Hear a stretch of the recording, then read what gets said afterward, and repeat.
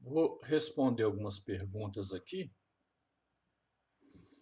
Um sujeito auto-intitulado Não Me Diga Chorumelas.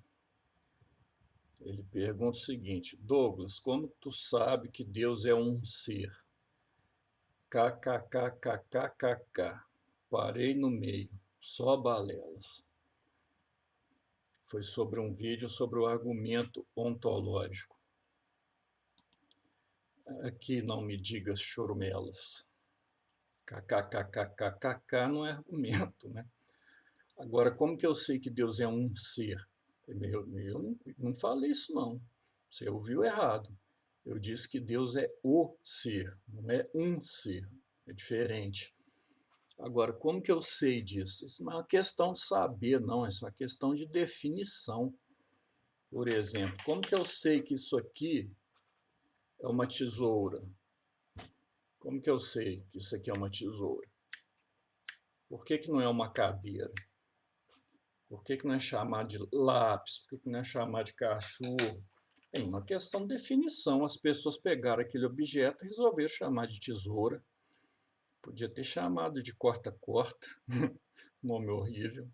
Podia ter dado esse nome, mas por definição deram o nome de tesoura. Deus é a mesma coisa. Para um cristão, o ser, ou seja, a existência, né, chama-se Deus. Isso é questão de definição, não é de saber, não. É definição. Agora, quem é ateu quer mudar a definição, quer mudar o nome. Por quê? Tem resposta, vê se você adivinha. Por quê que o ateu quer mudar a definição? Por que que um ateu vai querer chamar isso aqui de lápis, no lugar de chamar isso aqui de tesouro? Pode chamar, se a definição pegar, todo mundo vai passar a chamar isso aqui de lápis, não vai ter problema nenhum. Mas se não pegar, aí não tem jeito, né?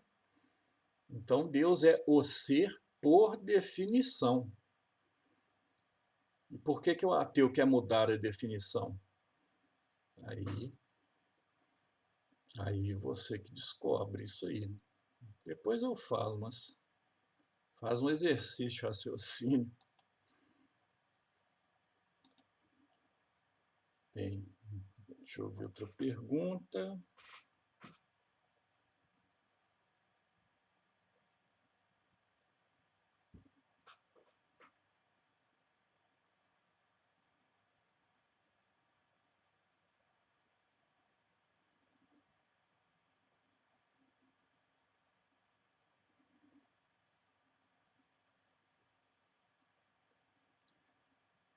De Eva Abreu de Carvalho.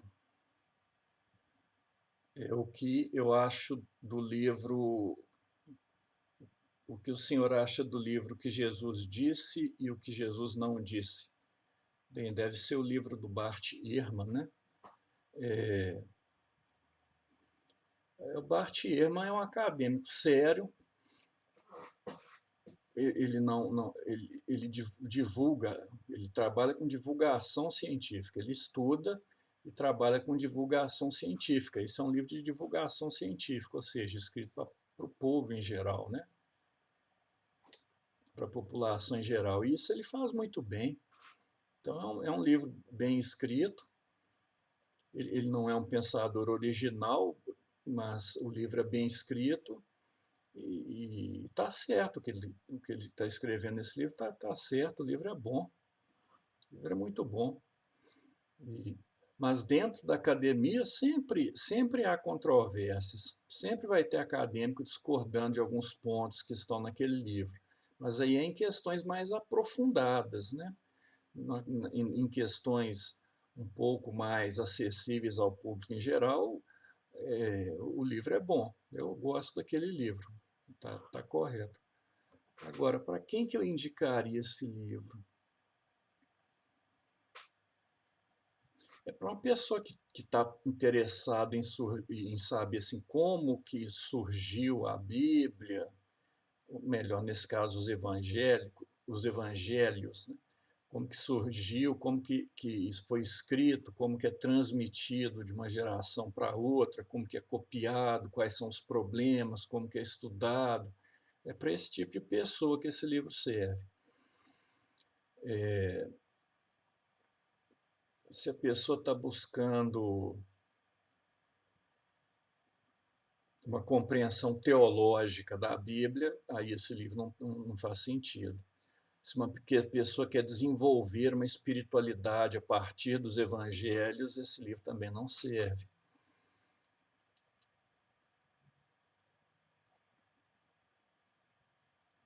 Bem, é isso. Se tiver se tiver dúvida, se não responde direito, aí você pode fazer outra pergunta.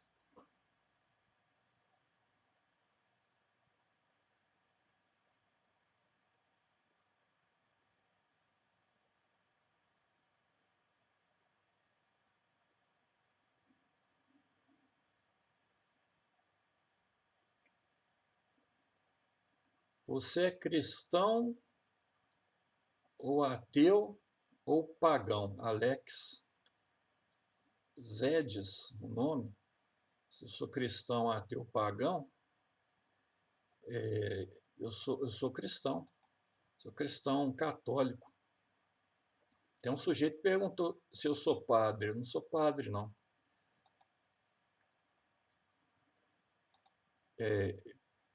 Eu já fui, eu já fui ateu. Eu até já escrevi isso aqui. Escrevi não. Eu acho que eu até já fiz algum comentário a esse respeito. Eu não lembro em qual vídeo. Uma pessoa me pediu para contar melhor essa história, como que eu entrei no ateísmo e como eu saí do ateísmo. Então, se tiver interesse, eu conto um dia desses, né? Mas eu sou cristão católico.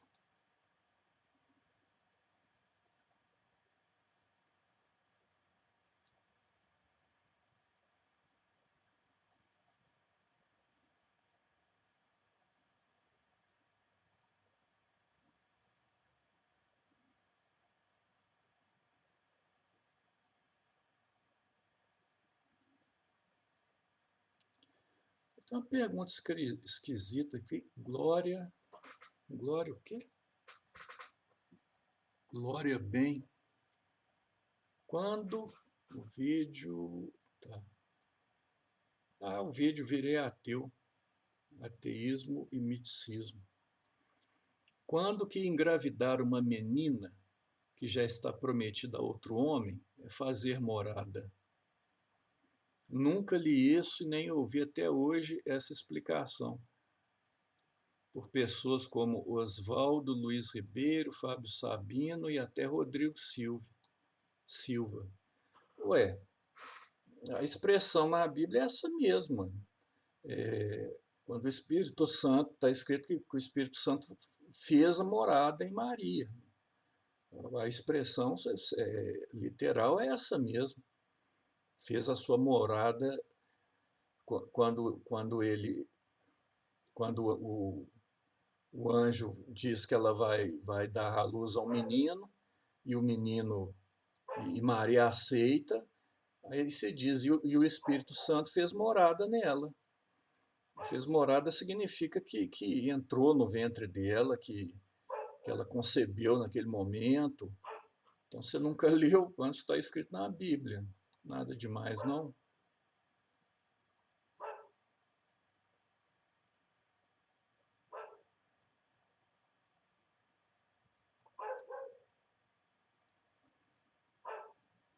Tem uma pessoa pedindo um vídeo sobre a historicidade do Evangelho de João. Jorge Mendes, ele já pediu isso umas 3 vezes, mas eu vou fazer. Pode demorar, mas eu vou fazer.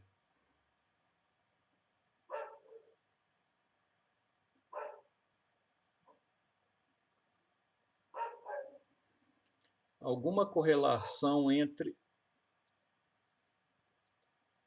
Bem, esse aqui escreveu o nome dele em hebraico. Não sei se vai dar para pronunciar, não, porque a letra está muito pequena.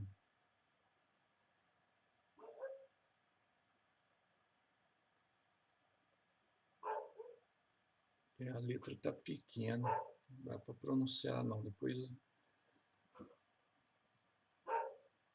Tá, mas isso eu já respondi. Alguma correlação entre os urbanismo e os pensamentos gnósticos, visto que a Ahura Mazda não seria mais a causa ontológica e sim algo posterior? E quanto à ideia por trás de Zurvan, já havia alguma percepção da realidade por uma ótica temporal, tal qual uma tal qual como explorado em Bergson? Existe material de cunho teológico dentro do masdeísmo, ainda que muito posterior, que se propõe a analisar esses tipos de questões?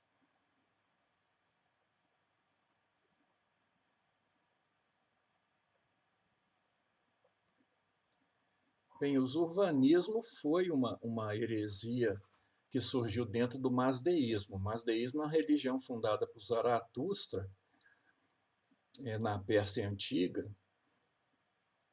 e mais tarde surge essa heresia chamada zurvanismo.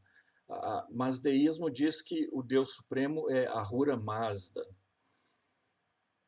e é uma religião monoteísta.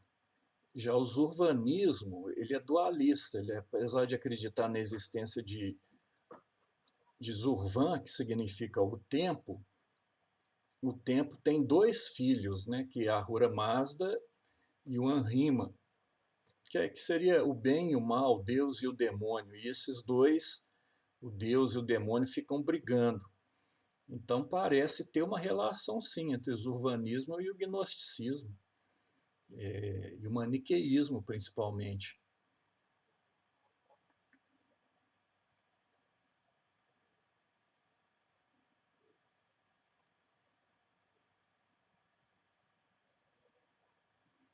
As outras duas eu já respondi aqui.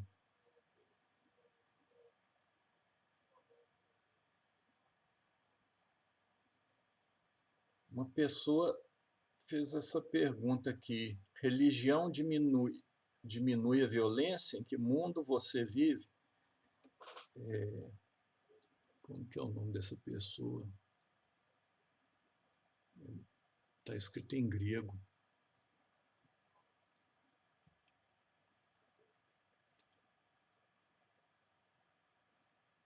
Eu também não estou enxergando direito. Oh, meu Deus do céu. Tem que mudar o óculos. Mas isso é uma constatação, é que a religião diminui a violência, é uma constatação antropológica, uma constatação histórica. Então, assim, eu vivo nesse mundo mesmo. Essa ideia de que a religião aumenta a violência, isso aí bem, não sei de onde tiraram isso, né? A religião é a progressiva diminuição da violência entre os homens. Então, ela começa criando um elo entre os homens. Isso está em Durkheim. Se você quiser uma fonte, está em Durkheim, no Formas Elementares de Vida Religiosa. Ele chama o fato social, né? O fato social, a primeira manifestação do fato social é religioso, é a manifestação religiosa. O fato social é aquilo que agrega os seres humanos, né, em uma comunidade. Então, para isso, tem que diminuir a violência. Se, mas no começo existiam sacrifícios humanos. É melhor do que todo mundo lutar contra todo mundo, né? É melhor escolher uma pessoa só e sacrificá-la. Então é uma diminuição da violência. Depois troca o sacrifício humano por sacrifício de animal. Depois do sacrifício de animal, troca por sacrifícios vegetal. Depois para com essa história de sacrifício. Então a religião vai diminuindo a violência. Isso é uma constatação antropológica histórica.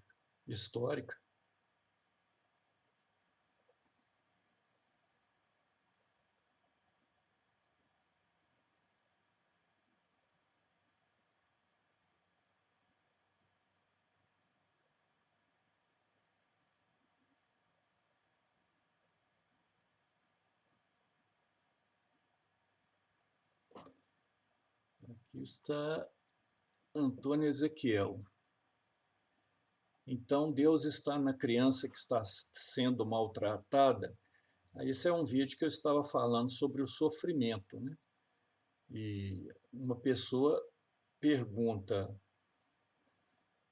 pode perguntar, quando uma criança está sendo maltratada, onde que está Deus? Eu respondi, Deus está na criança que está sendo maltratada. E aí esse Antônio Ezequiel pergunta, então Deus está na criança que está sendo maltratada? Está. Quer dizer então que Deus está na criança e não faz nada para salvar a criança? Bem, para salvar a criança, sim, né? A criança vai ser salva. Agora você está falando salvar a criança dos maus tratos? Deus está preocupado com a salvação da alma, né? Não é com a salvação do corpo, não. Então esse Deus é comprovadamente inútil. Sim, para esse mundo Deus é inútil. E onde fica o conceito cristão de que com Deus não se brinca? Bem, eu não conheço esse conceito cristão, não. Isso é um ditado popular, né? Com Deus não se brinca, é um ditado popular. Agora, Deus é inútil, sim. Se você quer ter sucesso nesse mundo, Deus é inútil. Se você acha que sendo cristão você vai ser feliz, Deus vai curar suas doenças, pode esquecer, meu filho. Porque se perseguiram Jesus, que era o mestre, os seguidores, se o mestre foi crucificado, imagina o que eles vão fazer com os seguidores. Deus é inútil, sim. Você quer dinheiro, sucesso, fama, não precisa procurar Deus, não. Agora, se você quiser sofrimento, pode procurar Deus, que é capaz de uma penca de sofrimento aí para você. Nesse caso da criança ser maltratada, o mau elemento está brincando e zombando de Deus. E aí? Bem, aí ele vai para o inferno, né? Aí, coitado, cara. Vai para o inferno. Tem uma passagem da vida de Santa Teresa que ela está atravessando um rio, começa a chover, ela acha que vai dar tempo de atravessar o rio, só que na metade começa a chover muito mais forte e a correnteza já começa a arrastar ela e as freiras que estão junto com elas. E aí Jesus aparece para ela, né? E ela pergunta assim, ô Jesus, por que você está fazendo isso comigo? Aumentando a chuva, aumentando a correnteza do rio, me arrastando para baixo. Por que você está fazendo isso comigo? E Jesus responde, é porque eu te amo. E ela responde de volta, é por isso que não tens muitos amigos. É isso aí. Ser cristão é isso mesmo, ser cristão é sofrer.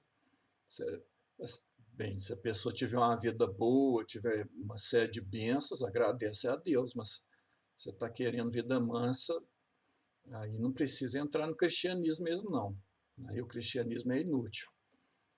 O cristianismo é Jesus falando para você quando você está sofrendo. Por que você está me fazendo sofrer, Jesus? É porque eu te amo. E aí você responde para Jesus, é por isso que não tens muitos amigos. O que é verdade.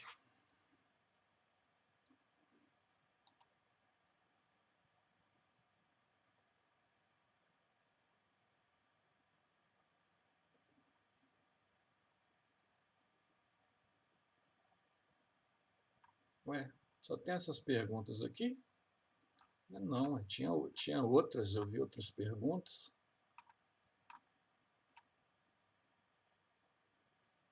Eu ainda não sei mexer nisso aqui, não.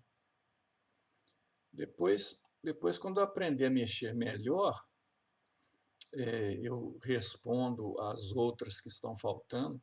E tem alguns comentários também, algumas pessoas escrevem algumas coisas interessantes, aí eu queria comentar, mas eu vou ter que aprender a mexer melhor com o YouTube. Então é isso.